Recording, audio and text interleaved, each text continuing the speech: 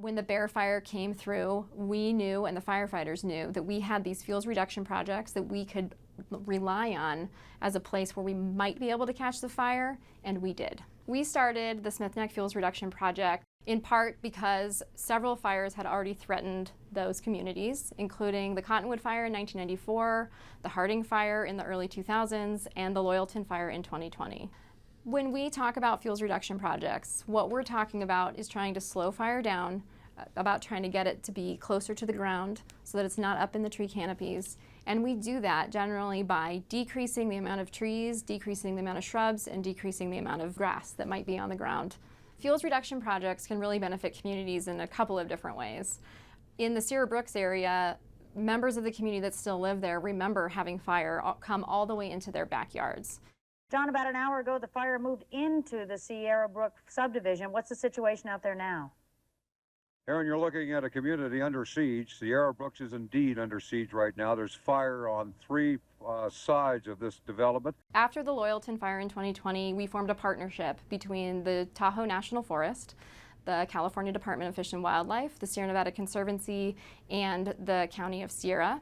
The partners in this project all recognized that we had a huge opportunity to try to do two things. One was to protect the communities of Sierra Brooks and Loyalton. When and if a fire came back down that same canyon, we would have a place where we thought fire behavior would moderate and firefighters would have a chance at actually controlling the fire. But the other was actually to improve habitat, including mule deer habitat.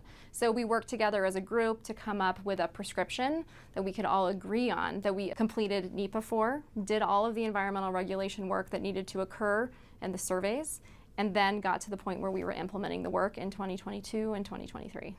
And currently we're overlooking the Sierra Brooks community at Bear Valley Road and Turner Canyon intersection. My job as a fuels planner is to identify particular areas where we need to reduce fuels or vegetation to protect communities, watersheds, natural resources. I work heavily with the timber department to come up with these treatments to mitigate the effects of wildfire. As the fire progressed towards Sierra Brooks, it hit these roadside fuels treatments and went from being a crown fire in very small trees, somewhere 20 feet high to 10 feet, super dense, and allowed the fire to drop back down to the ground. And that, coupled with retardant, bought us a lot of time as resources got in place and we were able to protect the community of Sierra Brooks. It was obvious that this was a priority project in protecting the community. It was well received, and you can see that the impacts as the fire hit these treatments, it worked out exactly as we had expected. And because of this, we've also started implementing similar projects across the forest into Nevada County and Yuba County.